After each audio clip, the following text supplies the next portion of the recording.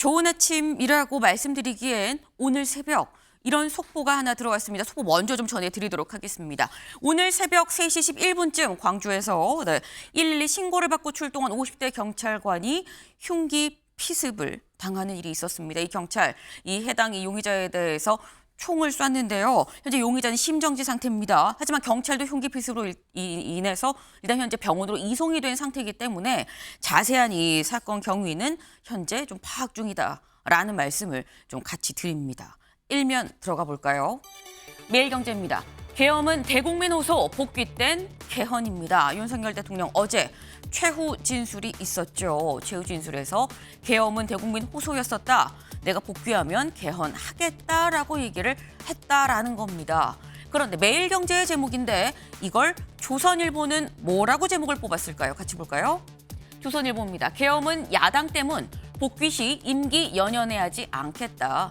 복귀할 때 임기 연연해하지 않겠다, 개헌하겠다, 임기 단축 개헌하겠다라는 취지로 보이죠. 다만 윤 대통령이 어떤 이 개헌 의지를 좀 더 부각할 수 있는 멘트가 제목으로 올라왔습니다. 그리고 이 계엄은 야당 때문이었다, 계엄의 책임은 야당에 있다라는 내용이 앞부분의 제목으로 같이 들어있죠. 그럼 이건 조선일보의 제목인데 한겨레는 어떻게 제목을 뽑았을까요? 한겨레입니다. 국회 쪽 윤석열 반역 행위자 파면 촉구입니다. 한겨레는 윤 대통령의 최후 진술이 아니라 국회 쪽의 최후 진술을 제목으로 뽑았습니다. 윤 대통령은 반역 행위자다, 즉각 파면을 해야 됩니다. 라는 게 한겨레의 오늘 제목이다라는 거예요. 어젯밤 9시가 넘어서야 윤 대통령의 최후 진술이 이제 시작이 됐죠. 약 한 67분 동안 이어졌다고 하는데 대체 무슨 얘기가 있었던 건지 그 얘기를 잠시 뒤에 대담으로 차근차근 좀 짚어보겠습니다. 다음 기사 볼까요? 경향입니다. 올 성장률 전망치 1.5%로 또 낮췄다. 네, 어제 한은이 이 올해 경제 성장률 전망치를 발표를 했습니다. 그런데 이번에 1.5%로 낮췄다라고 나오죠. 원래 몇 퍼센트였었는데 여기 좀 보겠습니다. 분명히 이 직전에 작년 말에 1.9%를 발표를 했었어요. 그때도 2%가 안 된다, 1%대 성장치다라고 해서 저희가 소개했던 기억이 나는데 이제 1.9도 아니고 1.5로 떨어졌다. 사실 어제 발표가 있기 전에 1.9에서 1.6으로 떨어질 것 같아요 라고 했는데 이보다 더 떨어진 이 경제 성장률 전망치인 거죠. 근데 여기에 대해서 그럼 올해는 좀 그렇지만 내년 되면 좀 풀리려나 싶은데 이창용 하는 총재 이렇게 얘기를 했습니다. 다음 기사 볼까요? 국민일보입니다. 내년도 1%대 성장률입니다. 그게 우리의 실력입니다. 라고 얘기를 했다라는 거죠. 네, 올해는 1.5, 내년에도 1.8% 정도밖에 되지 않을 것 같다라고 얘기를 한 겁니다. 그런데 이게 있죠. 그게 우리의 실력입니다. 라고 얘기를 했었다라는 거예요. 이걸 좀 같이 볼까요? 네, 10년간 갈등을 피하다가 신산업 부재다. 네. 그러니까 지금 뭔가 새로 하려면은 좀 쑤시고 얘기도 좀 많이 나오고 북적북적 그럴 수 있는데 그런 어떤 얘기를 좀 피하려고 하다 보니까 신산업, 이 새 먹거리 자체가 지금 없는 상태다. 그러다 보니까 올해도 내년도 계속 쉽지 않다라는 얘기를 하는 거죠. 이걸 보고 팩트 폭격이라고 늘 얘기를 할 겁니다. 뭐가 문제인지 일단 알았죠. 근데 알았다면 같은 잘못을 하지 말아야 되는 건데 10년 뒤에도 똑같이 이 얘기를 하고 있으면 그건 정말 진짜 문제일 수 있다라는 생각이 좀 듭니다. 다음 기사 볼까요? 중앙일보입니다. 정부 내년 의대 정원 증원 이전 수준으로 의협의 제안입니다. 네, 이 의대 정원 증원 이전 수준 대체 몇 명이냐? 3,000명가량 돼서 3,058명입니다. 3,058명. 그때 그 명수 그대로 내년에 다시 뽑읍시다 라고 얘기를 한 거예요. 다시 말해서 동결, 그 인원 그대로 동결하자, 인원을 동결하자라는 얘기를 한 거죠. 사실 이 앞에서 뭐가 나왔었냐? 자율 증원하겠습니다라고 얘기를 했는데 의협에서 반대했죠. 그러다 보니까 두 번째로 꺼낸 게 동결 카드다. 관건은 이 동결 카드를 의협에서 받을 것이냐가 되는 걸 겁니다. 네.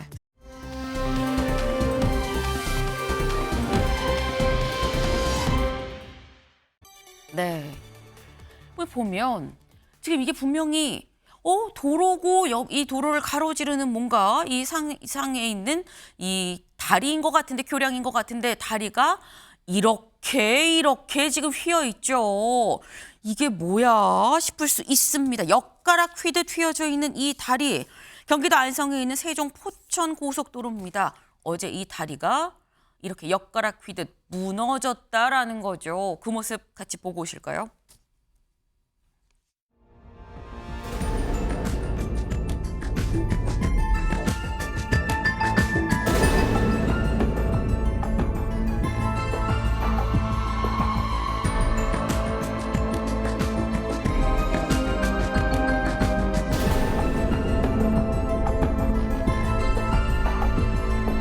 더운 꽉 대여선로 이렇게 위에 걸어다니는 저희 여기서 일하니까 보이거든요. 네. 엿가락 휘듯 그냥 휜 게 아니라 그러고 바로 와르르 무너져 내리는 모습. 이 교량 아래 지나가던 차량 운전자의 블랙박스에 찍힌 바로 그 모습입니다. 이 운전자 정말 몇 초 상간에 말 그대로 생사를 오갔다라고 얘기를 해야 될 것 같은데, 아니 우리나라에 다리가 몇 개인데 이 다리를 짓다가 이 다리가 무너져? 저렇게 그냥 한 번에 순식간에 와르르 무너질 수가 있는 거야? 라고 생각하실 수 있습니다. 제일 처음 드는 생각이 이거 설계가 좀 제대로 된 거 맞나라는 생각이 들 수 있는데, 다음 기사를 좀 볼까요? 여기 볼까요?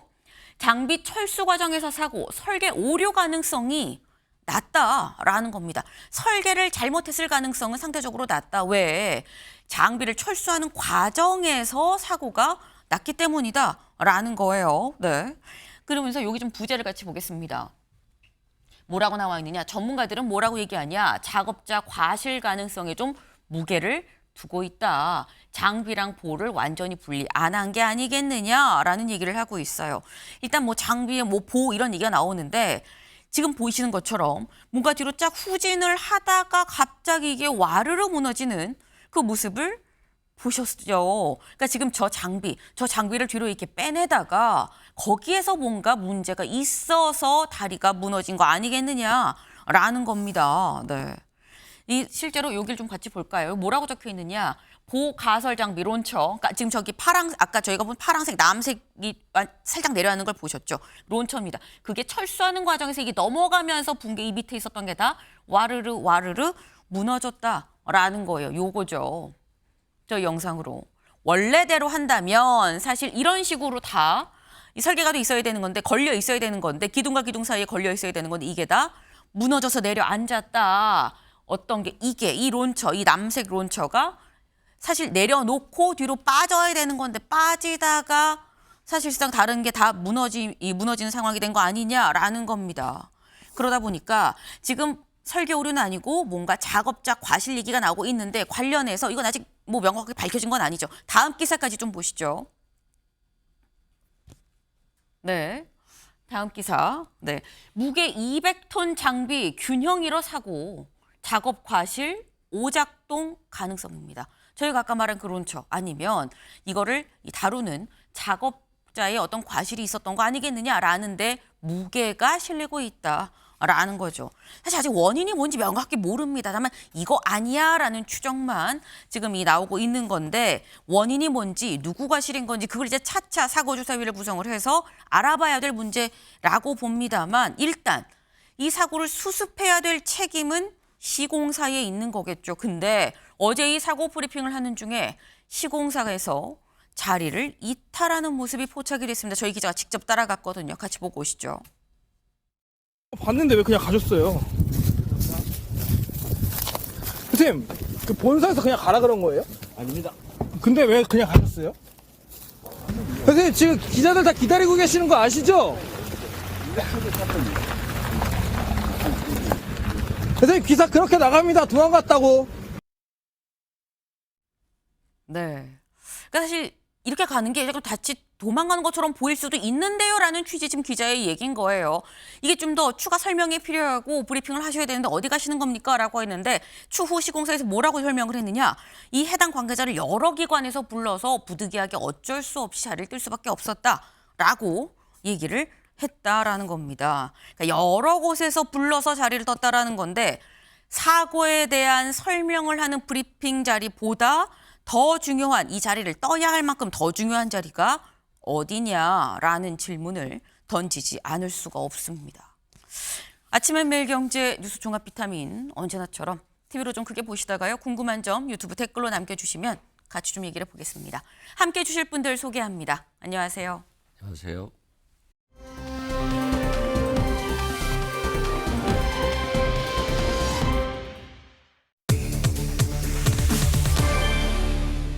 (67분입니다) 기사 같이 볼까요? 윤의 최종 진술, 계엄은 대국민 호소다. 윤 대통령 67분 동안 최후 진술이 어제 9시가 넘은 시각 이루어졌습니다. 네. 대체 뭐라고 얘기를 한 건지 궁금하시죠? 그래서 저희가 직접 준비했습니다. 같이 보시죠. 하지만 비상계엄은 범죄가 아니고 국가 위기를 극복하기 위한 대통령의 합법적 권한 행사입니다. 제가 직무에 복귀하게 되면 나중에 또다시 계엄을 선포할 것이라는 터무니없는 얘기도 있습니다. 이미 많은 국민과 청년들께서 나라의 상황을 직시하고 나라 지키기에 나서고 계신데 그런 일을 또 할 이유가 있겠습니까? 상식선에서 간단히 말씀드리겠습니다. 우선 제가 국회의원을 체포하거나 본회의장에서 끌어내라고 했다는 것입니다. 정말 터무니없는 얘기입니다. 준비된 치밀한 작전 계획이나 지침이 없었기 때문에 혼선과 허술함도 있었습니다.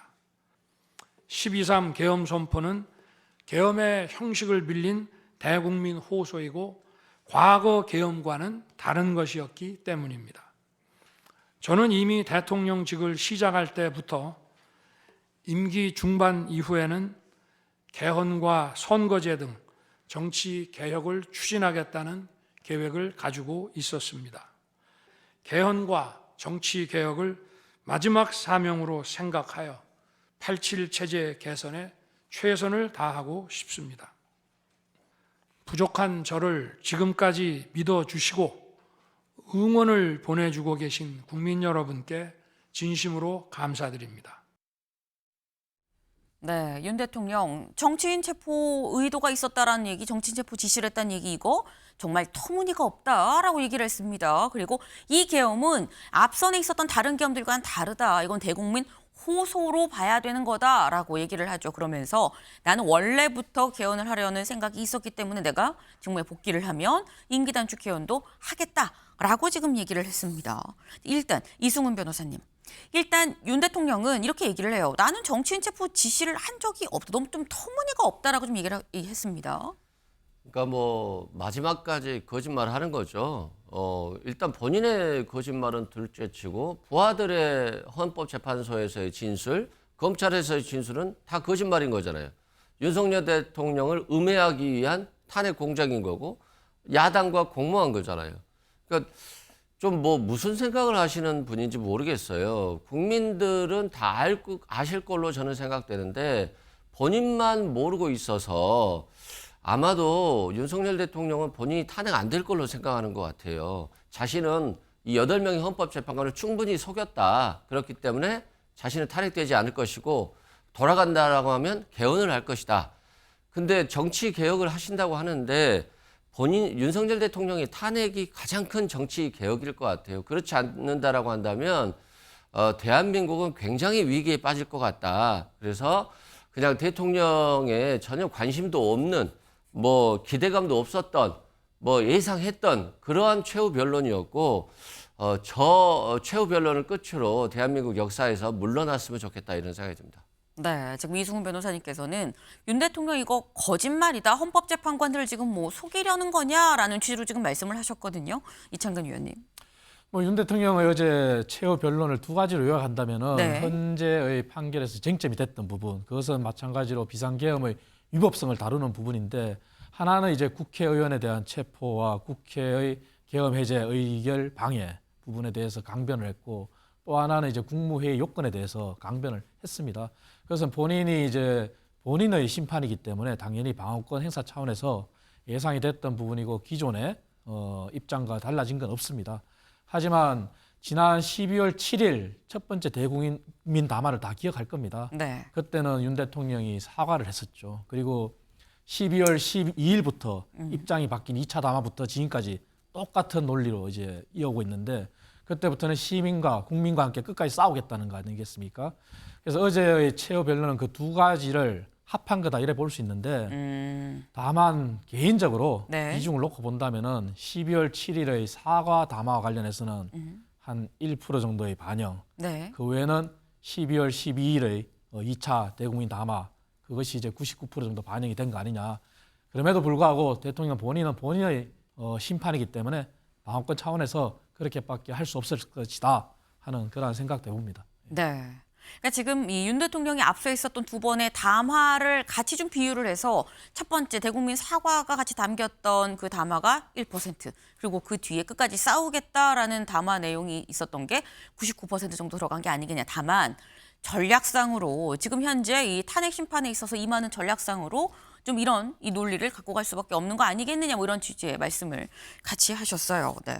어제 윤 대통령의 이 최후 진술을 보고 오늘 조간에서 신문들은 이게 없었다라고 얘기를 하고 있습니다. 같이 볼까요? 경향입니다. 윤석열 최후까지 반성은 없었다. 반성이 없었다라고 얘기를 했어요. 경향은. 한국일보 보겠습니다. 한국일보는 윤 임기단축 개헌 승복 메시지 없었다. 승복 메시지가 없었다. 동아일보 볼까요? 계엄 선포 사과도 승복 언급도 없었다. 사과도 없었다라고 얘기를 하고 있습니다.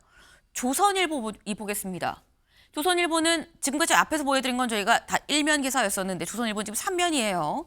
조선일보 3면 기사 68분 변론 헌재 결정에 대한 국민 통합 언급이 없었다. 국민을 통합하겠다라는 이런 취지의 통합해야 됩니다. 뭐 이런 얘기가 없었다, 언급이 없었다라는 겁니다. 네, 그러니까 사실상 이 뭐 국민 통합 얘기가 3번 정도 나왔다라는 거 살짝 볼까요?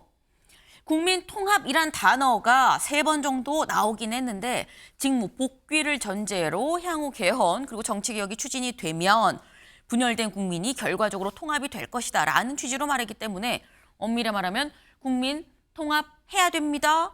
통합이 돼야 됩니다. 이런 취지의 얘기는 없었던 거 아니냐라는 게 조선일보의 기사입니다. 뭐 1면이냐 3면이냐 정도의 차이는 있을 수 있겠죠. 근데 없었다라는 이런 표현은 결국 부족하다. 그러니까 들어갔어야 되는데 안 들어갔다라는 얘기일 텐데 지금 이제 뭐 많은 게 좀 나왔어요. 이 중에서 이승훈 변호사님. 딱 하나 들어가야 된다 그러면 그건 뭐라고 보십니까? 일단은 헌법재판에 대한 승복 메시지는 꼭 들어갔어야죠.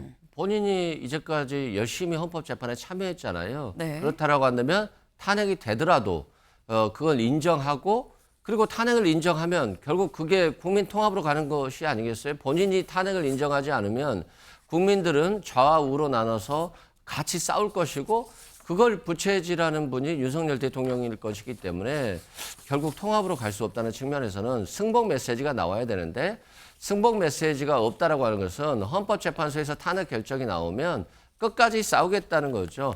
대통령 임기 2년 6개월 내내 야당 대표와 야당과 싸웠고 그래서 이겨보려고 했으나 이기지 못하고 분한 나머지 계엄을 선포했고 그걸로 인해서 자신이 무너졌잖아요. 근데 아직 심판이 KO 선언을 하지 직전인데 본인 증거를 아직도 모르고 끝까지 싸워보겠다라고 하는 것이니까 결국 야당과 싸우고 또 부하들과 싸우고 또 자신을 반대하는 국민과 싸우겠다라고 하는 것이니까 결국 윤석열 대통령의 복귀는 굉장히 되어서는 안 된다라고 하는 걸 헌법재판관들에게 확실하게 이미지를 줬다. 아직도 대통령은 간첩, 그것에 꽂혀 있고 그 간첩은 정말 간첩 행위를 하는 간첩과 야당과 야당을 지지하는 세력까지도 반국가 세력 간첩으로 보고 있다라고 하는 것들이 이 윤석열 대통령의 담화를 통해서 충분히 느껴질 수 있거든요. 그렇기 때문에 굉장히 위험한 사상을 가진 위험한 인물이다. 그래서 꼭 헌법재판소에서 8대 0으로 국민 통합을 위해서 현명한 결정을 내려줬으면 좋겠다 이런 생각이 듭니다. 네, 그러니까 승복 메시지가 들어갔었어야 된다. 꼭 하나를 꼽으라고 한다면 그 말씀을 지금 하셨습니다. 네, 지금 저희가 쭉 조간의 기사들을 쭉 보여드렸는데 다소 조간들은 좀 박한 이런 평가를 지금 내놨습니다. 윤 대통령의 최윤실 뭐가 없었다, 좀 부족했다라는 취지의 지금 얘기였었는데 그동안 저희가 대체 이 최후 진술에 뭐가 들어갈 것이냐? 라고 얘기를 하면서 임기 단축 개헌 얘기가 들어갈 것이냐 말 것이냐 궁금하다라고 했었는데 요거는 들어갔죠. 근데 여기에 대해서 중앙일보 기사 같이 볼까요? 윤, 개헌 꺼내며 여론에 직접 호소. 기각 노린 마지막 카드. 네. 중앙일보는 지금 개헌 얘기를 꺼낸 건 결국 여론에 직접 호소한 거 아니겠느냐 이거? 기각을 노린 마지막 카드, 윤 대통령의 마지막 카드가 개헌이다라고 지금 제목을 뽑았거든요. 이창근 의원님 동의하십니까? 사실 저는 시기를 놓쳤다고 봅니다. 사실 저 메시지는 국회 탄핵 의결 전에 본인이 이제 12월 7일 날 첫 번째 담화를 했을 때 네. 본인은 사과를 하고 그리고 당에 일임을 하겠다 했지 않습니까? 그러면 그때 본인이 내놓을 메시지가 나는 개헌을 포함한 임기 단축 그리고 당에 일임한 만큼 여야가 함께 논의를 해달라. 그렇게 하고 내려놨었어야 된다고 생각합니다. 하지만 그 실기를 한 상황에서 지금의 헌재 재판의 최후 변론에서 개헌을 했다는 것은 사실 본인은 당연히 복귀를 하겠다. 강한 의욕을 드러낸 거죠. 그리고 헌재를 통한 어떤 조건부 기각을 원했다고 볼 수 있습니다. 그래서 개헌을 할 테니 네. 기각을 해달라. 그리고 개헌과 정치개혁을 통해서 국민 통합을 하겠다 정도를 낸 메시지인데 사실 이것이 법리의 판단에서는 전혀 지장이 없습니다. 다만 여론에 기댈 뿐이죠. 사실 아쉽습니다. 윤 대통령이 이런 생각을 했더라면 네. 진작에 12월 7일의 그러한 스탠스를 유지하면서 했더라면 지금과 같은 극도의 양극단에 갈라진 그런 분열이나 이런 국민 통합을 얘기하는 이런 상황이 오지 않았겠죠. 그래서 네. 너무나 아쉬운 그런 상황입니다. 네. 그 지금 말씀은 윤 대통령이 나름 이 개헌을 얘기를 하면서 조건부 기각을 좀 염두에 둔 거 아니겠느냐라고 말씀을 하셨는데 이 관련해서 이승훈 변호사님 탄핵 심판 관련해서 조건부 기각이 이루어질 수 있습니까? 전혀 없죠. 뭐 어떻게 조건을 달아서 기각을 시키겠어요? 또 서로 뭐 있다라고 가정을 해보죠. 네. 대통령이 조건을 줘야 되는 거잖아요. 몇 월 며칠까지 그만두겠습니다. 그 전까지 개헌을 하겠습니다라고 해야 되는데 그냥 뭐 임기 단축 개헌은 정도니까 탄핵만 기각되면 나머지 임기를 채우겠다 이런 메시지로 저는 들렸고요. 또한 개헌을 어떤 개헌을 하죠? 도대체 윤석열 대통령이 생각하는 정치 개혁과 개헌은 뭘까요?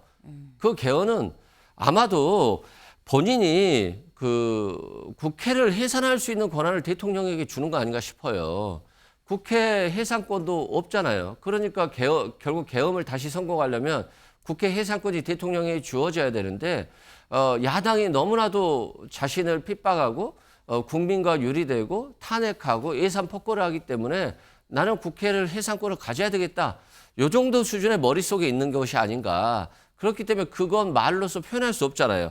그래서 윤석열 대통령이 말하는 자신의 임기 단축 시점도 없고 도대체 무엇을 개헌할 것인가도 본인이 원하는 방향의 개헌을 원할 것이기 때문에 결국 국민이 원하는 것, 야당이 원하는 것과 전혀 동떨어져 있고 막연한 것이기 때문에 헌법재판소가 조건부 탄핵 기각이 있지도 않지만 네. 있다 할지라도 받아들일 수도 없는 그런 얘기를 그냥 던진 거다라고 생각됩니다. 네.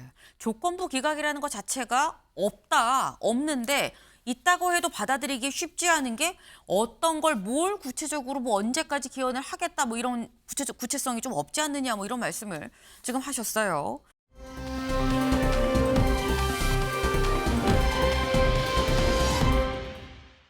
어제 최후 진술을 한 게 윤 대통령만 최후 진술을 한 건 아니죠. 국회 쪽, 그러니까 소추단 쪽에서도 최후 진술이 있었습니다. 어제 정청래 의원이 직접 자리에 서서 얘기를 했는데 들어보실까요? 호수 위에 떠 있는 달 그림자도 목격자입니다. 전 국민이 목격자고 전 세계 외신들도 한국의 비상계엄 친위 쿠데타를 실시간으로 타전했습니다. 이제 몽상에 빠져 있던 권력자가 무너뜨리려 한 평화로운 일상을 회복해야 합니다. 국회 운동장 근처에서 본청으로 한 발짝씩 내디딜 때마다 36년 전 1988년 9월의 밤이 마치 어젯밤 악몽처럼 떠올랐습니다. 새벽 1시 안기부에 잡혀 지금도 알 수 없는 서울 을지로 어디매쯤 한 호텔로 끌려가 수건으로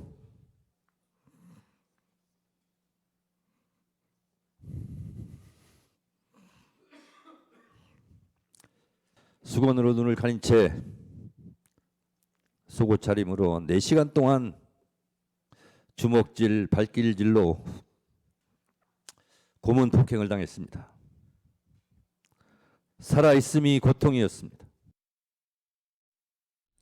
네, 정청래 의원. 그러니까 요지는 윤 대통령의 탄핵을 좀 인용을 해야 됩니다. 파면시켜 주십시오라는 얘기인데 말하면서 본인의 같은 경험을 들으면서 약간 울컥하는 모습이 보였어요. 약간 울먹울먹한 것 같은 느낌이 좀 들긴 들었는데, 근데 이게 이창근 위원님, 정청래 의원 하면은 저희가 알고 있는 거는 법사위원장으로서 그리고 이전에 뭐 최고위원으로서 굉장히 강경하게 대여 메시지 그리고 호통을 치고 뭐 이런 모습인 건데 우는 모습은 처음 봤거든요. 어떻게 보셨습니까? 저는 뭐 솔직히 저게 진짜 진정성이 있을까라는 생각이 들었습니다. 악어의 눈물이다. 예, 그래서 과연 정청래 위원장이 소추위원장으로서 뭐 저렇게 탄핵을 시켜야 되기 때문에 해야 되는 상황이지만 진정성은 어떤 의심이 들었고요. 모순이 있습니다. 왜냐하면 국회 탄핵 소추단이 네. 윤석열 대통령의 탄핵과 관련된 쟁점을 정리할 때 내란이냐 내란에 이를 수 있는 그러한 비상계엄의 헌법 위반이냐 네. 절차적인 과정과 내란이란 자체에 대해서 논쟁이 있었습니다.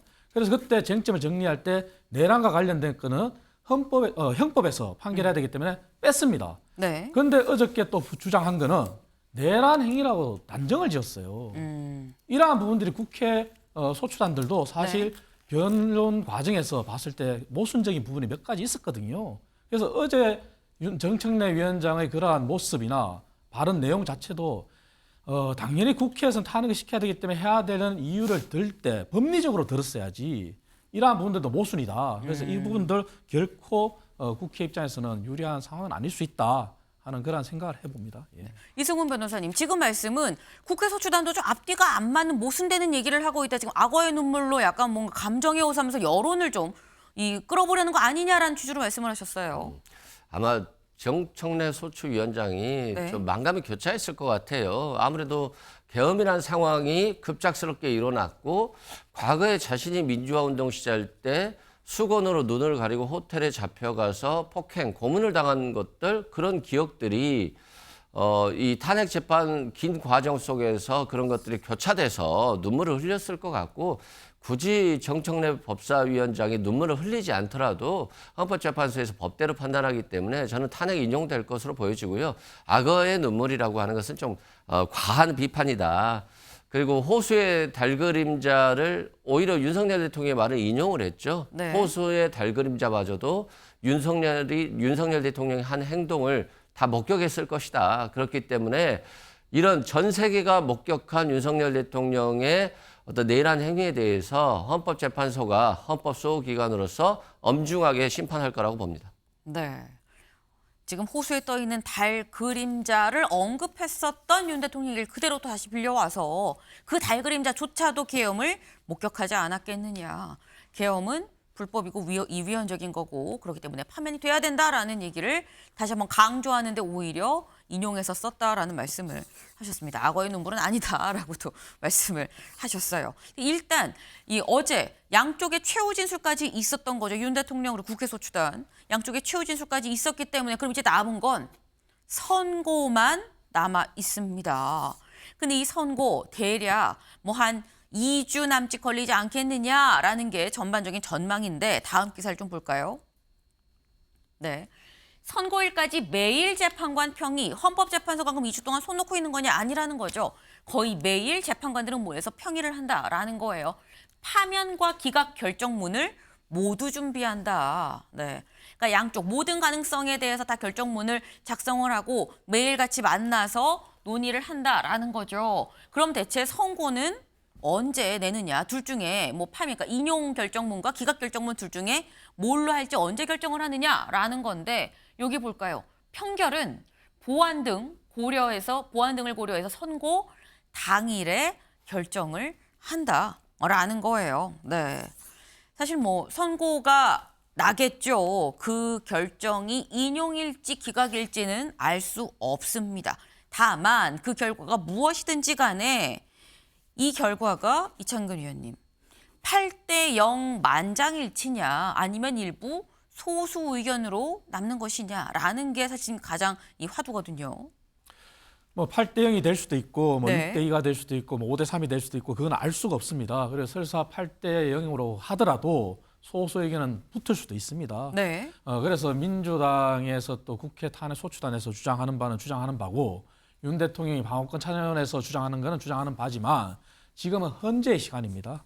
그래서 국민 통합이 윤 대통령 메시지에도 없었다고 한 것처럼 네. 국회 탄핵 소추단에서도 국민 통합 메시지가 없었던 거는 동일합니다. 그래서 지금은 여야가 지금 앞장서서 여론전을 하고 헌재의 판결에 영향을 주는 그런 행위를 할 게 아닙니다.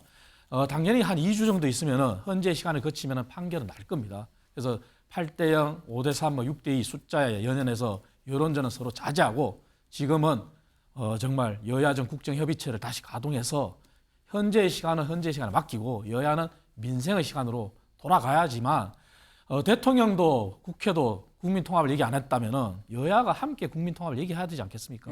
그걸 저는 주장하고 싶습니다. 사실 제가 이제 8대 0이냐 아니면 일부 소수 의원 뭐 6대 2냐 뭐 7대 1이냐 이게 지금 중요하다 가장 화두다라고 말씀을 드린 이유가 지금 너무 양쪽으로 갈라져 있기 때문에 양극화가 심하기 때문에 자칫 만장일치가 아닌 결과가 나올 경우에 정말 그야말로 무슨 소요 사태, 그러니까 우려되는 상황까지도 이 양쪽 지지자들이 이 충돌을 하게 되는 거 아니겠느냐라는 우려가 지금 나오고 있거든요. 근데 지금 말씀은 이걸 뭐 8대 0이니 뭐 6대 2니 뭐 5대 3이니 이런 얘기를 할 게 지금 아니다라는 말씀인 거예요. 이승훈 변호사님. 지금 말씀은 결과에 무관하게 정치권에서 계속 결과가 나오기 전까지 통합의 메시지를 내야 된다라고 지금 말씀하신 거거든요. 뭐 당연하고요. 뭐 민주당 입장에서는 통합의 메시지를 계속 낼 걸로 봐요. 네. 그렇지만 국민의힘에서는 국민의힘이 지금 정상적인 길로 가지 못하고 그 윤석열 대통령을 따라가고 있잖아요. 그 윤석열 대통령을 지지하는 국회의원들이 또는 지방자치단체장들이 탄핵 반대 집회를 또 하고 있잖아요. 그런 측면에서는 국민의힘이 이 헌법재판의 결과를 승복해야 된다, 승복하겠다라고 하는 메시지를 내는 게 좀 중요하다라고 생각되고요. 8대 2로 가는 것이 국민적 입장에서 보면, 8대 0으로 가는 것이 국민적 입장에서 보면 당연히 가장 안정적이죠. 헌법재판관들이 모두 탄핵을 인정했기 때문에 이건 받아들여야 된다. 어차피 윤석열 대통령은 법치주의를 위반한 것이다 라고 판단한 것이다 라고 볼 수 있어서 저도 이제 8대 0을 더 선호하고요. 또 그런 결과가 나올 거라고 보고 그 확신을 가진 계기는 국회에 계엄군을 보냈다라고 하는 것, 그리고 국회의원들을 체포하려고 했다는 것, 또 선관위에 야구방망이를 가지고 들어갔다라고 하는 것, 이런 부분들을 통해서 헌법을 수호하는 헌법재판관들이 탄핵을 기각시킬 수 있다라고 하는 생각을 전혀 가질 수 없다라는 거죠. 그렇기 때문에 8대 0을 확신하는 거고, 그래서 많은 정치인들이 또 언론에서도 조기 대선을 염두하고 있다라고 보는 것입니다. 네. 사실 뭐 8대 0으로 기각이 될 수도 있고요. 인용이 될 수도 있고요. 결론은 아직 모릅니다. 다만 만장일치로 돼야 뭔가 얘기가 이 뜻이 하나로 모아지지 않겠느냐. 사람들도 좀 납득이 더 될 수 있는 상황이 이루어지지 않겠느냐. 하지만 그 결과가 나올 때까지 여든 야든 통합이 중요하다.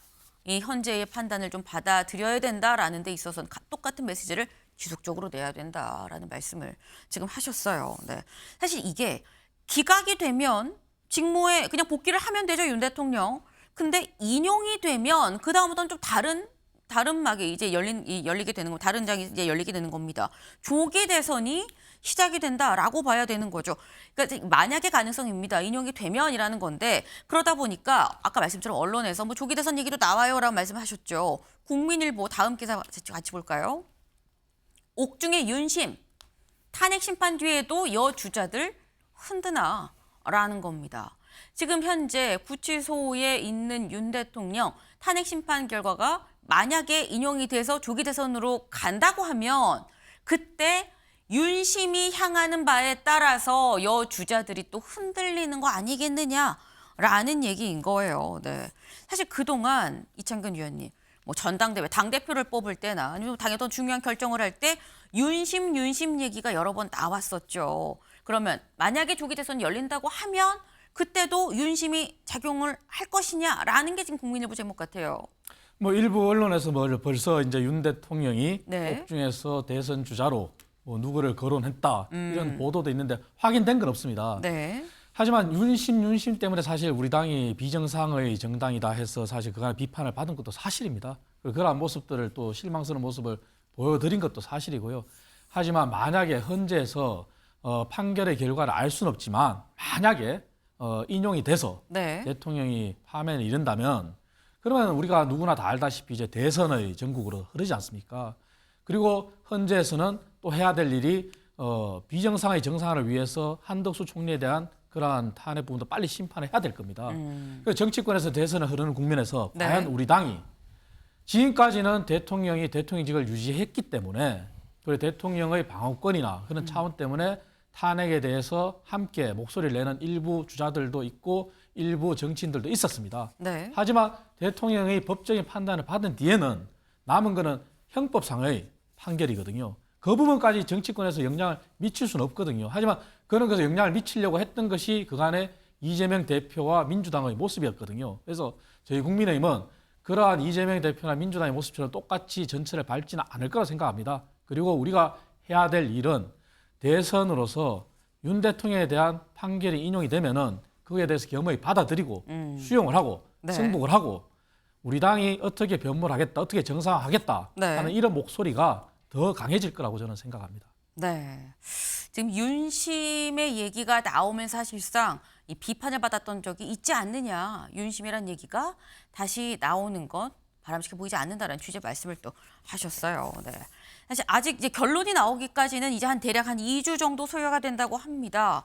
이 2주 동안 평의가 거의 매일같이 진행이 된다고 하는데 어떤 내용들이 나올 것이냐. 그리고 선고가 언제 이루어질 것이냐 여부도 좀 같이 봐야 될 부분인 것 같네요.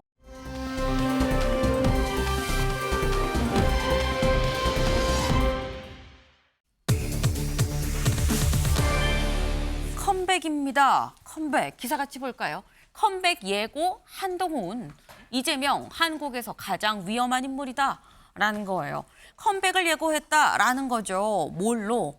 책으로 오늘 26일 오늘 한동훈 전 대표 책을 출간합니다. 그리고 이 뭐 예약 주문을 받았었는데 오늘 실제로 책이 출간이 되는 날이다라는 거예요. 근데 이 책을 출간하기에 앞서서 출판사에서 보통 우리 이런 책에 이런 내용 담겼어요라고 보도 자료를 주거든요. 근데 여기에 무슨 내용이 있었느냐? 한동훈 대표가 말하기를 이재명 대표 한국에서 가장 위험한 인물입니다라는 내용이 들어가 있었다라는 겁니다. 여기 좀 같이 볼까요? 한 전 대표는 이 대표를 두고 한국에서 가장 위험한 인물이라고 직격했다. 그는 이 대표가 행정부까지 장악을 하면 사법부 유죄 판결을 막으려고 계엄이나 처벌 규정 같은 이 처벌 규정 개정 같은 극단적인 수단을 쓸 수가 있다고 얘기했다라는 거예요. 네. 김수민 위원님. 이재명 대표가 계엄할 수 있고 처벌 규정 개정할 수 있다라는 한동훈 전 대표의 얘기 동의하십니까? 네, 오지 않은 일에 대해서 얘기를 하는 거기 때문에 설득력이 이미 일어난 일에 비해서는 상당히 떨어진다라고 봐야 될 것 같고 이재명 대표가 한국에서 가장 위험한 인물이라고 한 이 언급에 대해서 많은 사람들이 그럼 윤석열 대통령이 아니란 말인가라고 얘기를 할 것 같아요. 물론 여기에 대해서 이미 직무정지가 됐고 곧 탄핵을 당할 것이기 때문에 그렇지 않다라고 얘기할 수도 있겠지만 근데 한동훈 전 대표 측근이 뭐라고 얘기하냐면 대통령에 대한 인간적인 미안함이 크다라고 얘기를 하고 있거든요. 이거는 네. 명백하게 12.3 계엄 그거 하나만 빼면 이재명 대표가 더 위험하다 이렇게 읽힐 수 있는 부분인데 이런 것들이 본인이 했던 계엄 반대, 탄핵 찬성 행보를 퇴색시키는 그런 결과로 저는 불러일으킬 것이다라고 보고 계엄의 바다를 건너자고 하는데 이거는 명확하게 정리를 해야 될 문제지 다 같이 계엄 찬성 반대를 망라해가지고 그냥 넘어가자 이렇게 해버리면 결국에 바다를 건너는 게 아니라 중간에 바위섬에서 내리게 될 거다라고 저는 예측을 합니다. 그리고 이재명 대표에 대해서 예측을 하는데 이 예측에 또 빠져 있는 게 있어요. 그러니까 계엄을 할 것이다라는 극단적 예측을 하는데 사실은 네. 짚으려면 제대로 짚어야 된다. 우리 헌법상에 일반 사면 제도라고 있거든요. 네. 일반 사면이 그냥 그 판결이 확정된 사람뿐만 아니라 재판 중인 피고인의 공소까지도 없앨 수도 있는 일반 사면인데 그런 것이 나중에 악용된다. 이런 것들을 법조인답게 짚어가지고 뭐 개헌의 필요성이라든지 이런 것들을 얘기할 수 있을 것 같은데 계엄을까지 할 것이다라고 하는 이런 굉장히 극단적인 가정을 하는 게 좀 설득력이 떨어지는 공격이다. 저는 그렇게 평가를 합니다. 네, 지금 김선민 의원님은 조목조목 굉장히 많은 걸 좀 말씀을 하셨어요. 근데 이 말씀은 뭐냐? 계엄까지 언급을 하는 건 좀 너무 극단으로 가는 거 아니겠느냐라는 말씀과 함께 법조인이면은 뭐 정확하게 콕 집어서 이러는 거 아니라고 딱 얘기를 하는 게 낫지. 이거는 좀 다소 이 뭐 여론에 좀 호소하는 듯한 이런 느낌이 있다라는 취지로 지금 말씀을 하셨는데, 네. 사실 한동훈 전 대표가 이 책 출간을 하면서 이 언론사에 보내는 이 책에 대충 이런 내용이 담겼습니다라고 하는 내용에 가장 지금 이 포인트로 잡을 수 있는 게 한국에서 가장 위험한 인물이 이재명 민주당 대표입니다라고 얘기하는 이 내용이라는 거. 이건 사실 누가 봐도 이재명 대항마는 나다. 한동훈이다. 이 얘기를 지금 하고 있는 것 같은데 최수영 의원님. 네. 또 일각에선 이재명의 대항마로 한동훈이라고 얘기하기엔 이재명 현 당대표가 여긴 당을 장악을 했고 여기는 지금 당대표에서 물러난 상태에서 당내 기반이 없는데 글쎄 대항마가 나라고 얘기하기에 좀 약한 거 아니야? 라는 얘기도 있어요. 뭐 그렇게 볼 수도 있어요. 그렇게 네. 볼 수도 있는데 이제 한동훈에게 있어서 지금 이재명이란 말하자면 지금 여권 전체가 이재명 포비아라는 얘기가 나올 정도로 이재명 대표가 현실적으로 가장 대권에도 조기 대선이 이루어진다면 유력한 사람이기도 하고 네. 그다음에 당을 장악하고 있기 때문에 실제 후보가 될 가능성도 매우 높다라고 다 보는 게 일반적이잖아요. 그렇죠. 그렇다면 한동훈 전 대표 입장에서는 이재명을 겨냥해야만 지금 그나마 지금 말하자면 이재명이 우클릭 혹은 중도 확장, 외연 이런 것에 대해서 내가 가장 여기에 맞설 수 있는 적임자라는 얘기를 하는 거죠. 그러니까 실질적으로 지금 세력이라든가 그다음에 네. 뭐 지지도 이런 부분에서는 이재명 대표에겐 사실상 이게 적수가 안 되지만 실질적으로 조기 대선이 있다고 했을 때 확장성 측면에서는 내가 가장 그래도 우위에 서 있다. 그 얘기를 강조하기 위함이겠죠. 그러니까 전반적으로 한동훈 전 대표는 이번에 아마 다시 이제 컴백을 하게 된다 그러면은 네. 두 갈래로 갈 겁니다. 그러니까 계엄의 정당성, 그러니까 본인이 계엄을 반대했던 정당성을 강조하면서 네. 여권 주자로서 약간의 리스크는 있지만 그럼에도 불구하고 중도 확장력이 있다는 얘기를 아마 할 것이고 그다음에 네. 이재명의 중원 진출에 대해서 그걸 막을 수 있는 사람은 내가 적임자일 것이다라는 그 두 갈래 길로 아마 컴백 무대를 좀 밑에 밑바닥을 깔지 않을까 그렇게 생각합니다. 네. 곧 있을 컴백 무대 아마 요런 걸로 좀 무대를 꾸밀 것 같다라고 말씀을 하셨어요. 내가 좀 확장성이 있고 그리고 이재명에 대항할 수 있는 거는 그래도 나다라는 얘기를 하지 않겠느냐라는 건데 근데 사실 오늘 날짜가 상당히 좀 묘하다라는 거죠. 왜? 오늘 26일이죠. 오늘 책이 출간이 되는데 오늘 또 뭐가 있느냐. 이재명 대표의 공직선거법 위반 항소심 결심 공판이 있습니다. 결심 공판이 어떤 날이냐? 이 최종 검찰이 이러한 어떤 죄가 있기 때문에 뭐 징역 몇 년을 선고해 주십시오라고 재판부에 최종 마지막 얘기를 하는 게 결심 공판인 건데 이날에 마침 또 책을 출간을 한다라는 거예요. 그러니까 이게 김수민 의원님 언뜻 생각을 할 때 전략적으로 아니 큰 이슈가 두 개 있으면은 하나가 좀 죽거나 물리기 때문에 전략적으로 안 좋은 거 아니야 생각을 할 수도 있는 또 일각에서 이거 일부러 전략적으로 좀 같이 한 거야 뭐 이런 얘기도 같이 나오더라고요. 어떻게 보십니까? 네, 2월 26일에 맞췄다라고 뭐 그런 근거는 없습니다만 네. 근데 맞추려고 하면 맞출 수 있었을 것 같아요. 그러니까 이재명 대표의 재판 관련 일정 중에 네. 2월에 있는 일정은 뭐 그동안에 재판의 과정도 있긴 했지만 조금 더 결정적인 것은 그 구형이 나오는 결심 공판 2월 26일인 것이고 한동훈 전 대표도 3월 전에 그러니까 2월 정도에는 컴백을 할 것이다라는 게 예측이 됐었죠. 그러면 책도 2월에 나온다라고 네. 하는 것인데 뭐 출판사든 혹은 저자 입장에서든 간에 이걸 맞추려고 하면 또 맞출 수도 있는 것이다. 뭐 그 사정 자세한 그 내막은 알 수 없지만 뭐 그렇게 볼 수 있을 것 같고 일단 이건 분명해요. 한동훈 전 대표 입장에서는 대이재명이라고 하는 이 프레임에서 자신이 가장 돋보인다라고 하는 것. 그러니까 이재명 대표 했을 때 사실 가장 약점이라고 하는 것은 사법 리스크인데 네. 한동훈 전 대표가 수사를 지휘했던 건 아니지만 법무부 장관으로서 국회에서 어떤 그 구속영장 청구를 했을 때 그 내용을 잃는다든지 또 그 과정에서 민주당 의원들과 싸운다든지 이런 것들로 부각이 된 측면이 있거든요. 그래서 이재명이라고 하는 그 사법 리스크를 부각시키면 자신도 유리하다라고 하는 그런 계산은 충분히 할 수 있을 것으로 보여요. 근데 저는 중요한 거는 만약에 한창 싸우는 과정이라면 네. 한동훈 전 대표가 그런 프레임을 잘 활용을 할 수 있겠지만 지금은 사실 이재명 대표의 어지간한 혐의들이 다 재판에 넘겨져 버렸고 그리고 공직선거법 위반이야 이제 아마 다음 달 중에 판결이 나올 것으로 보이지만 그보다 훨씬 중한 대중적 입장에서는 뭐 대장동이라든지 성남FC 이런 것들을 더 유념해서 보는 거거든요. 근데 그 재판 결과가 나오긴 한참 많이 남았어요. 네. 그런 차원에서는 한동훈 전 대표가 이재명 대표 사법 리스크에 반사 이득을 얻기는 현재 시점에서는 상당히 부족하지 않을까 그렇게 전망을 합니다. 이재명 대표의 사법 리스크가 이미 다 재판으로 넘어갔기 때문에 여기에 대한 반사 이득이 있다기에는 좀 얻을 게 별로 없어 보인다라는 말씀을 하셨어요. 사실 한동훈 대표 입장에서는 이런 얘기도 있거든요, 최수영 의원님. 본인이 검사 출신이죠. 그러다 보니까 뭐 이른바 어떤 프레임 자체를 뭐 범죄자 이재명 하지만 나는 검사 한동훈으로 짤 수 있지만 그렇다고 하면 만약에 조기 대선이 열린다는 가정으로 지금 얘기를 하는 거기 때문에 그렇다고 하면 앞선 검사 대통령 그리고 두 번째 검사 출신 후보라는 이 프레임도 또 같이 갖고 갈 수밖에 없는 건데 약간 양날의 검 같은 느낌이 있어요. 양날의 검인데 이번에 검 하나 뺐잖아요. 체계 검사 이력을 전부 네. 뺐다는 것 아닙니까? 실질적으로 이제 법무부 장관 이력만 이제 있는 건데 그건 뭐 강요 이력이니까요. 근데 이제 저는 제가 보기에 이재명 대표에 대해서 2심에서 만일 유죄가 확정이 된다고 하더라도 네. 대법원 판결 나올 전이면 이재명 대표 출마할 수 있잖아요. 근데 그렇게 됐는데 이제 거기서 범죄자 대 이제 뭐 검사 대 범죄자 프레임보다는 아마 제가 보기에는 이재명 대표에게는 검사라는 그런 것보다는 오히려 이제 일종의 법무장관으로서 본인이 지휘했던 그때 그때 이제 피사실 적시한 걸 낭독했죠 그때 네. 그렇게 해서 그런 것 가지고 그러니까 그 정도로 갈 거지 왜냐하면 이게 대선이라는 게 회고형 투표가 아니라 대선은 미래형 투표거든요. 전망형 그쵸. 투표라고 하잖아요.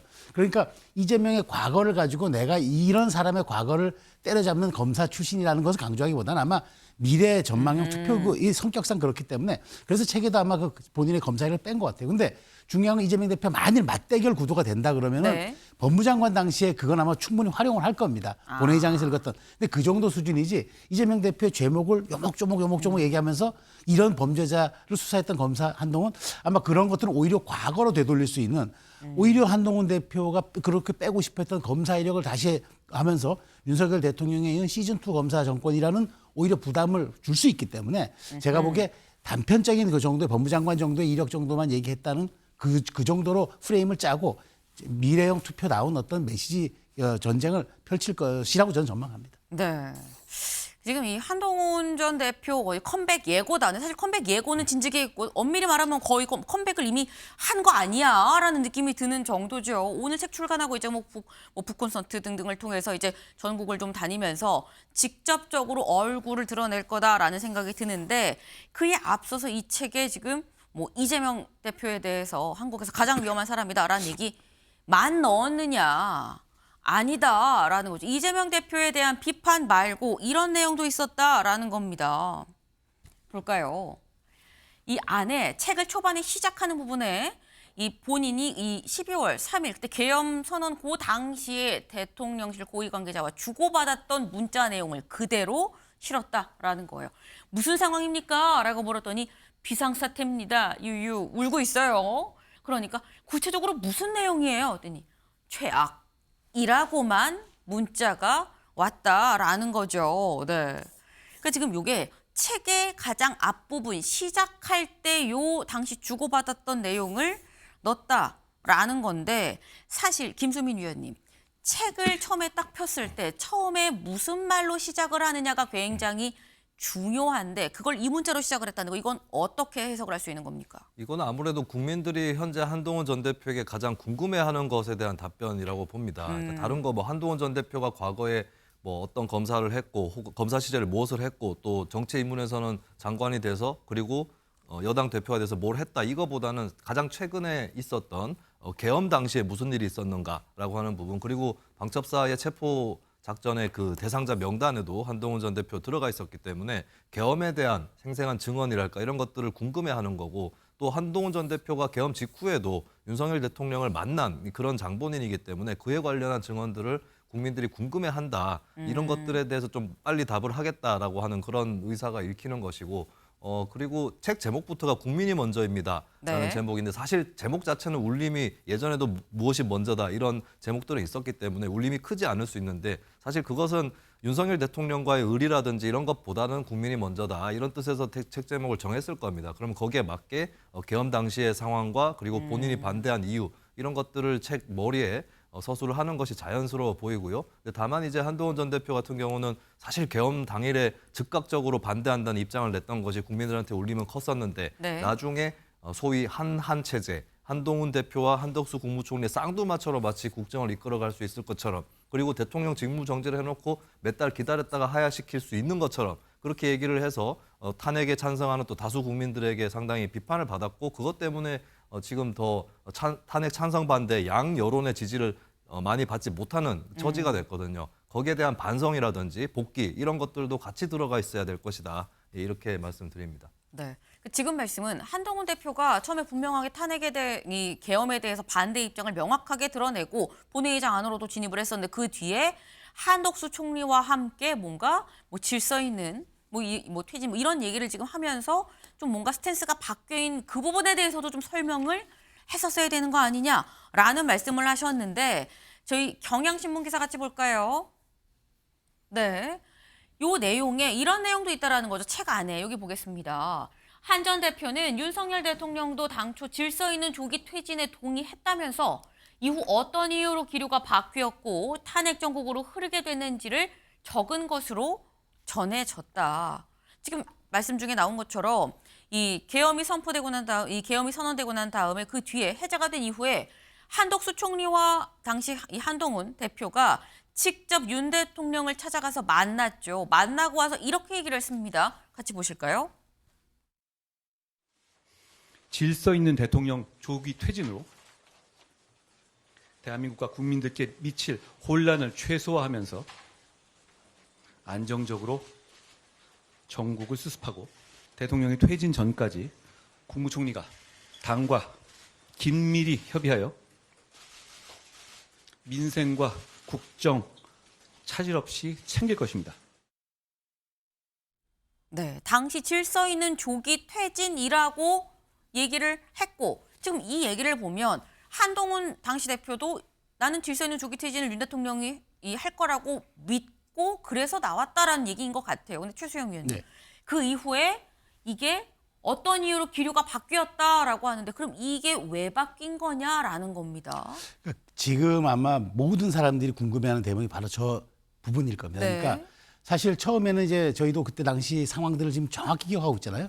사실 2달여 전이지만 저도 시간대별로 정확히 다 기억이 됩니다. 그러니까 당시에 한동훈 대표 전 대표와 몇몇 사람들이 용산 관저로 들어갔다. 네. 그 상황에서 이제 뭔가 나올 때 얘기 들었는데 이제 그쪽의 얘기들은 이제 아마 대통령도 상황을 수긍하고 뭔가 이제 여권에 힘을 실어주고 이선으로 물러나는 그런 얘기였는데 다 그렇게 믿고 그렇게 다 논평까지 했는데 네. 실제 그 이후에 진행되는 건 완전히 다르게 갔죠. 그러면서 한동훈 대표의 사실상 한동훈 대표의 운명을 결정지을 그 당시 상황. 그러니까 한동훈 대표가 굉장히 본인을 믿었던 것 같아요. 그러니까 법적 기구도 아닌 사실 근거도 없는 이른바 한한 공동정부를 얘기를 한 거죠. 그러니까 그만큼 한동훈 대표가 바보가 아닌 이상 그런 확신을 가지게 됐던 어떤 계기가 있었을 것 같아요. 그런데 그게 이제 무력화되고 형해화가 되면서 한동훈 대표가 고립문의 처지에 갔고 실제로 탄핵을 주도했지만 당으로부터 배척받는 이제 그런 과정이 되는 거죠.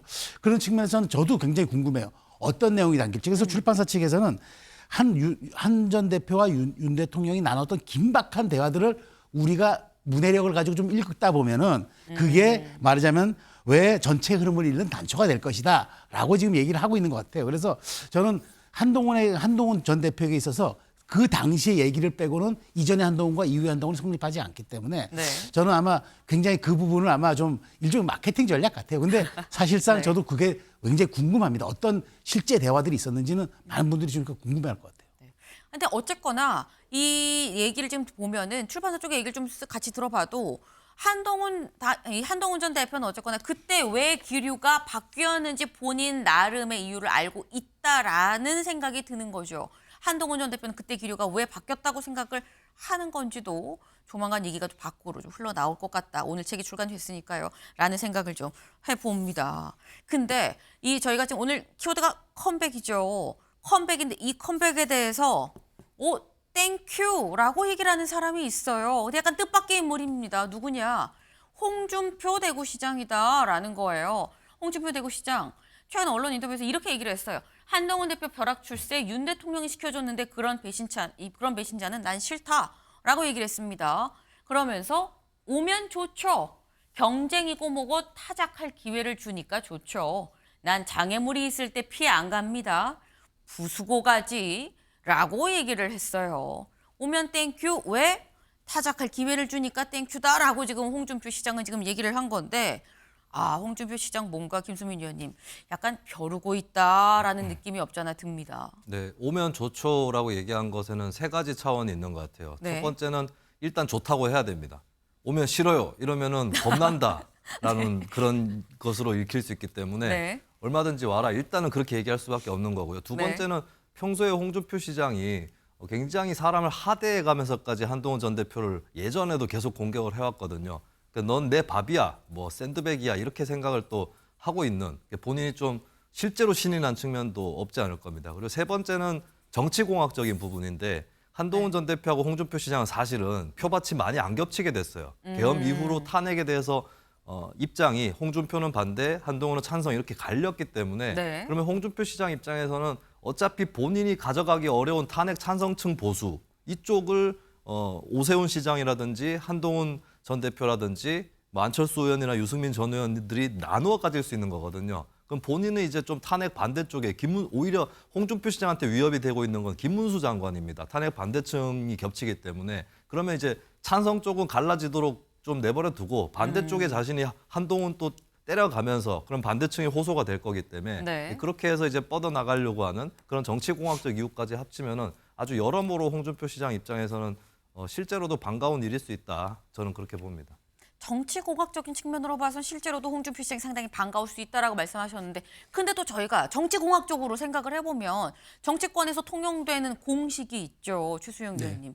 때릴수록 커진다. 홍준표 시장이 때리면 한동훈 전 대표는 더 커지는 거 아닙니까? 뭐 그것도 아마 감안했을 겁니다. 근데 홍준표 시장에게는 한동훈 전 대표가 또 필요해요. 왜냐하면 한동훈 지금 사실 국민의힘 내에서 네. 조기 대선 언급 그다음에 탄핵에 대한 인용 언급은 약간 금기시되고 있잖아요.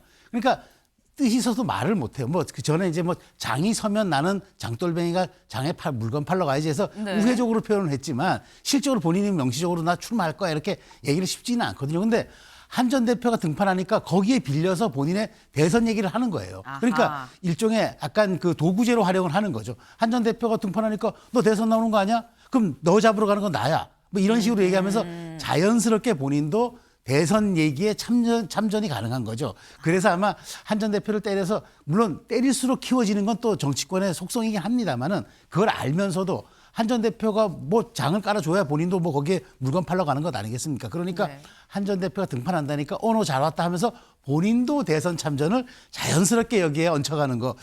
그런 전략의 일환으로 저는 생각을 합니다. 오늘 저희가 참 얘기를 나눠서 좀 묘해집니다. 한동훈 대표는 이재명 잡으러 나왔다고 했는데 이재명 잡으러 한동훈, 한동훈 잡으러 홍준표 뭐 이런 식으로 지금 약간 얘기가 이어지네요. 네. 앞으로 무슨 얘기가 더 나올 좀 기대가 됩니다. 다음 키워드로 넘어가 볼까요?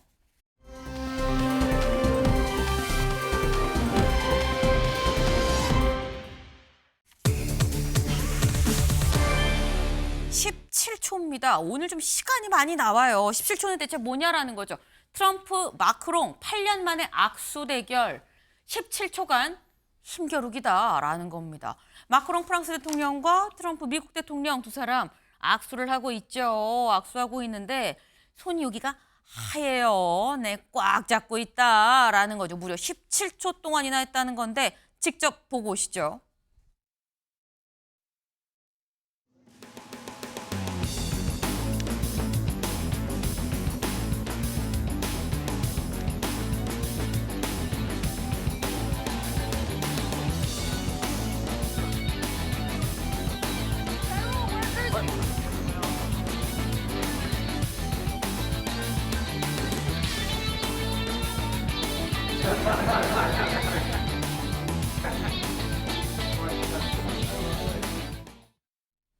네, 보셨나요? 둘 다 웃고는 있는데 손을 꽉 쥐어갖고 손을 악수하고 놓는 두 사람의 손이 하얗게 되는 모습. 반면 이 마크롱 대통령의 얼굴은 빨개졌습니다. 웃어도 웃는 게 아니다라는 느낌이 지금 드는데 근데 지금 8년 만에 악수 대결 이런 악수 또 했었어 싶죠? 8년 전 모습도 같이 잠깐 보고 오시죠. elected president of France who ran an incredible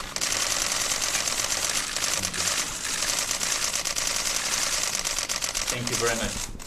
Je suis très heureux pour ma part aussi d'être avec le président Trump. On a un... 네, 8년 전 브뤼셀에서도 이렇게 악수 이른바 신경전을 했다라는 거예요. 근데 생각을 해볼 때 최수영 네. 의원님 사실 이게 공개적 그러니까 누가 봐도 신경전인 건데 신경전을 할 때는 나름 티 안 나게 하고 특히 외교 무대에선 더더욱 티 안 나게 하는 게 지금까지의 관례인 건데 굳이 이렇게 공개적이고 노골적으로 티나게 신경전을 하는 이유를 뭐라고 봐야 되는 거냐라는 거죠. 저는 신냉전의 다시 도입이라고 봐요. 그러니까 실제 지금 유럽을 대표하는 사실 국가가 프랑스잖아요. 그러면은 뭐 지금 뭐 미국이야 뭐 전 세계 경찰 국가라고 얘기를 할 정도니까 네. 그런 이제 더군다나 이제 그 마크롱도 8년 차 이제 대통령이 됐기 때문에 본인이 이제 유럽을 이끌고 있는 리더고 당신이 이번에 다시 재선으로 복귀했지만 지지는 않겠다. 그리고 지금 가장 첨예하게 우크라이나를 두고 서로 유럽과 미국의 입장이 완전히 달라요. 그리고 지금 특히나 이제 우크라이나는 나토 가입을 굉장히 이제 요구하고 있는데 미국은 관심도 없고 그런 측면에서 아마 저 악수는 뭐냐 우크라이나의 해법을 둘러싼 양측 간의 힘겨루기의 상징일 뿐더러 앞으로 도래할 일종의 신냉전 구도에서의 유럽과 미주의 어떤 그런 사실상의 어떤 대결 구도를 미리 보는 예고편으로 저는 해석하는 게 맞다고 봅니다. 네. 지금 현재 미리 보는 예고편 아니겠느냐. 신냉전이 좀 도래한 것 같다라는 말씀을 하셨어요. 네. 저희 기사 다시 가볼까요? 네. 기사 속. 이 트럼프 대통령 요런 얘기도 했습니다. 악수만 한 게 아니죠. 악수하고서 이제 각자 대통령이 한마디씩 모두 발언을 좀 하는데 트럼프 대통령이 이런 얘기를 했다 그래요. 당시 마크롱 대통령이 통역도 없이 이전에 만났을 때 마크롱 대통령이 통역도 없이 프랑스어로 대화를 이어나가서 자신이 고개만 끄덕일 수밖에 없었다는데 그때 얘기를 하면서 마크롱이 날 제대로 팔아먹었다. 다음 날 신문 읽어보니까 우리가 대화한 내용이 아니었다라는 거죠. 정말 영리한 사람이야 라고 농담을 했다라는 겁니다. 그러니까 뭔가 트럼프 대통령이 마크롱 대통령한테 뭔가 꽁에 있는 게 있다라는 거죠. 네. 그러니까 뭔가 이제 꽁에 있는 게 있는데 이걸 또 공개적으로 얘기를 했다라는 건데 그럼 마크롱은 없느냐. 다음 기사 볼까요? 푸틴 침략자 못 받고 트럼프 팔 잡고 말 끄는 마크롱. 마크롱 대통령도 실제로 트럼프 대통령의 팔을 잡고서 말하는 중에 갑자기 저기요 잠깐만요 라고 얘기를 했다라는 겁니다. 뭔 얘기하다가 그랬다는 건지 직접 들어보고 오시죠. Europe is loaning the money to Ukraine. They get their money back. No, in fact, to be frank, we paid 60% of the total effort, and it was through, like the US, loans, guarantee, grants, and we provided real money. If you This is my believe wish. that, it's okay with me. Mr. But they get their money back, we don't, and now we do.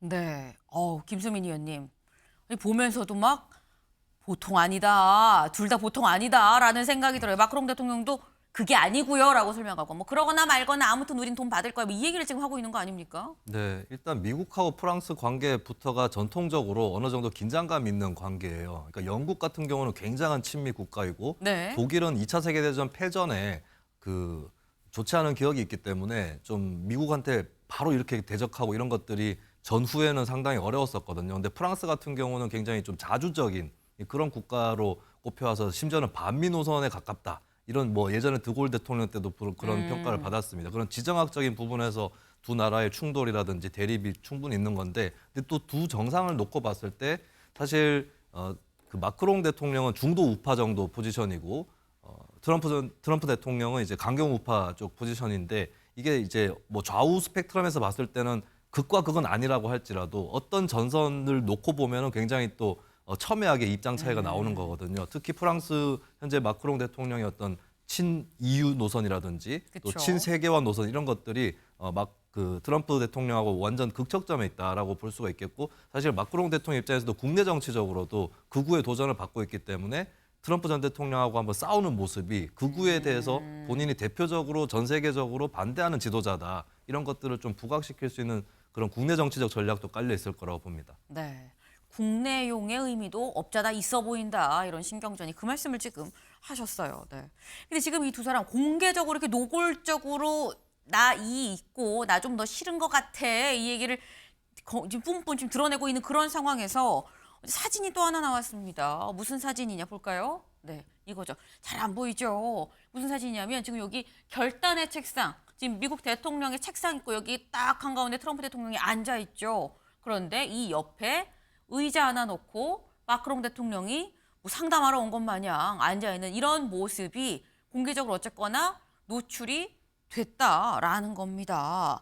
의전상으로 이런 구도가 노출이 되는 게 프랑스 대통령에 대해 프랑스 대통령이 마치 면담하러 상담하러 미국 트럼프 대통령을 만나러 온 것처럼 보여질 수 있기 때문에 이거 결례 아니야? 라는 얘기도 같이 나오고 있다라는 거죠.